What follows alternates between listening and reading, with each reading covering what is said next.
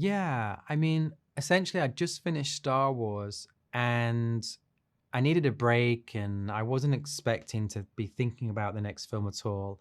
And we ended up with my girlfriend driving to visit her family across America, and she lives in Iowa, so it's like a 4-day trip through like amazing landscapes. And I put some music on. I was just looking out the window, and we were passing all this like farmland and tall grass fields, and then there was this like factory in the middle of nowhere, and I remember it having like a Japanese logo or something, and I just thought, I wonder what they're building in there. And then in my head I was like, because I love science fiction, I was like, maybe it's robots or something. Obviously it wasn't, but I started thinking, what if you were a robot built in a factory, and you'd never, you were born in this room in this factory line, and then you, for some reason, something happened and you stepped outside for the first time and you saw the grass and the sky.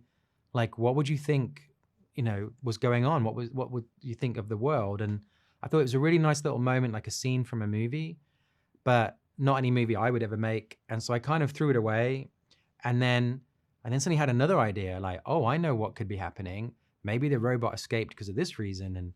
And suddenly all these ideas started forming.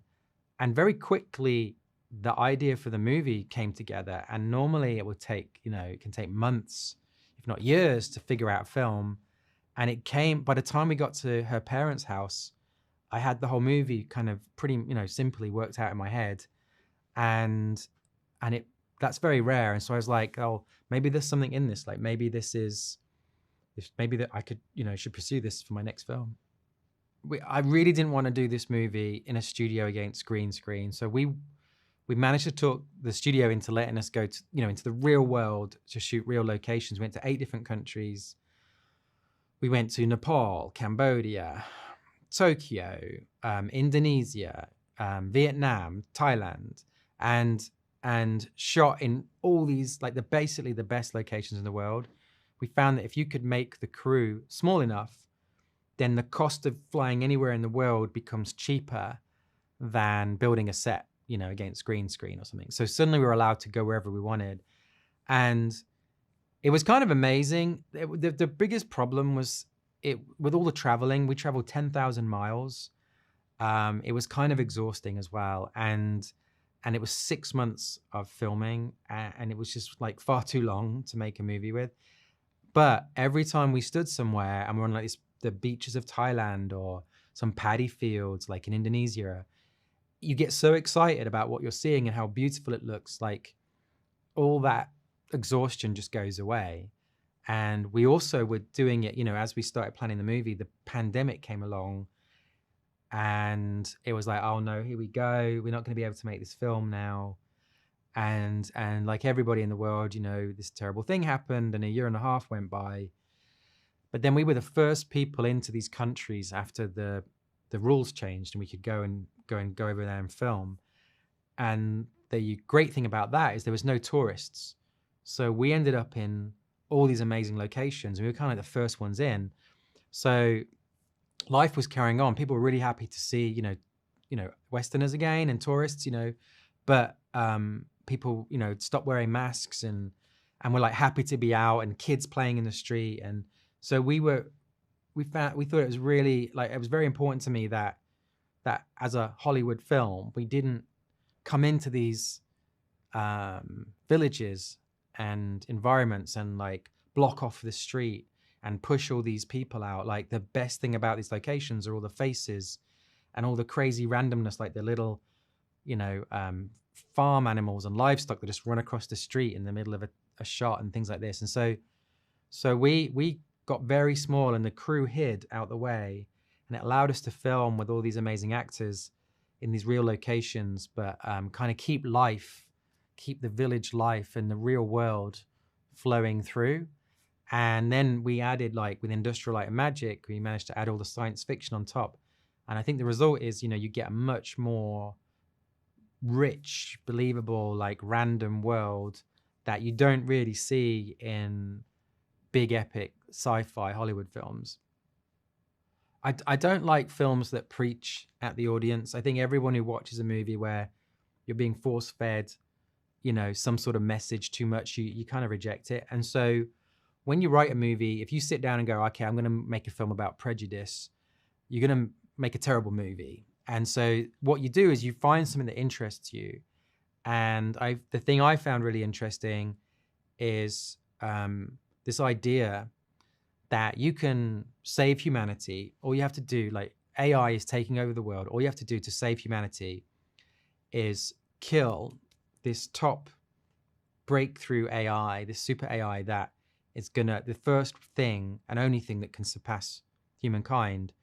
The problem is it's in the form of a 6-year-old child. And I really liked that dilemma of, could you kill a kid to save the world? And that was the original premise. And as you start writing it, about halfway through making a film, you start to realize what the movie's really about, like what the hidden meaning is.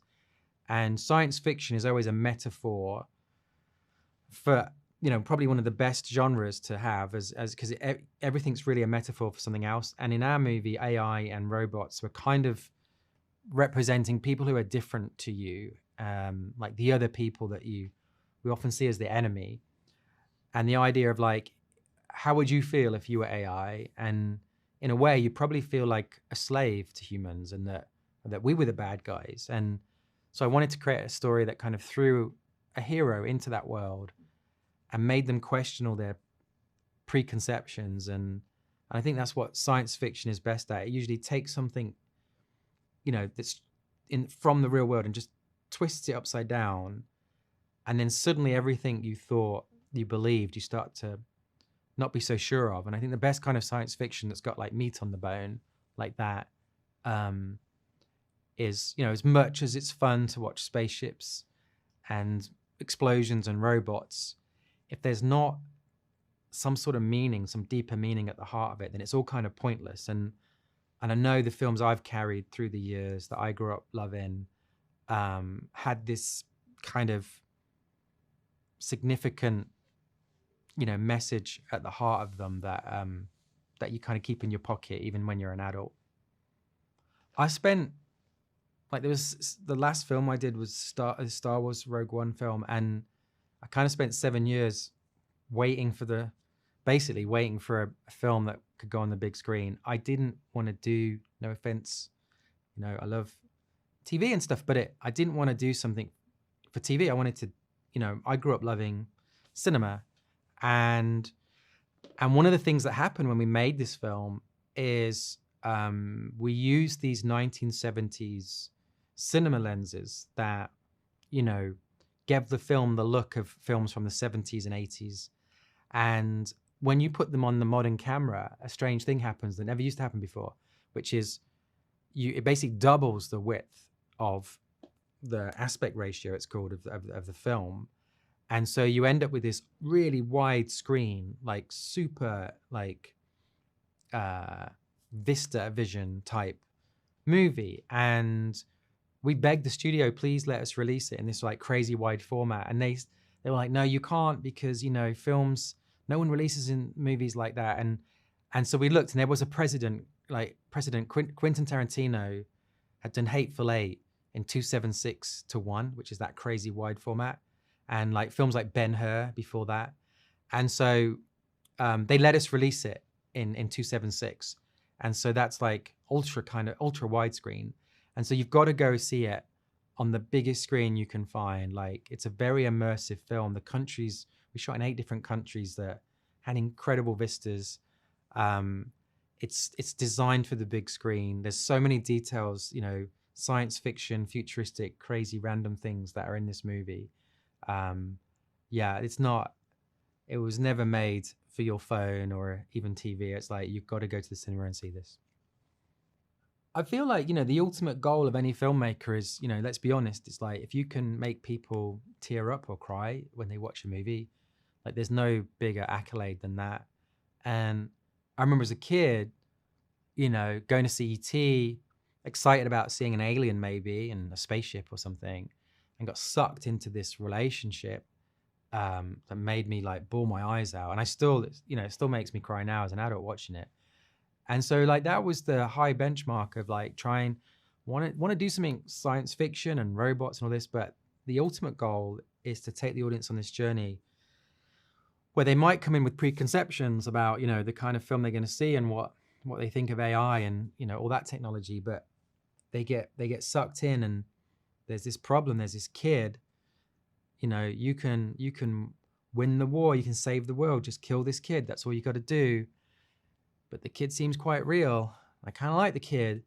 You kind of like really struggle. Like our central character just struggles with this relationship and how to, and you want to take the audience on that journey too, where they don't know what to do either. And I think the biggest reaction we've had from the film that people weren't expecting is I took the movie up to all the visual effects artists that were working on the film. I showed them like a rough cut of the movie, and then the lights went up and everyone looked around. They're all 40-year-old men like me, and they turned around and they all had bloodshot eyes, and they were like, well, I wasn't expecting that. And that was like probably the highest compliment I could have got, is that we managed to make grown men cry. And so, yeah, so it was kind of like, it was always part of the plan if we could pull it off.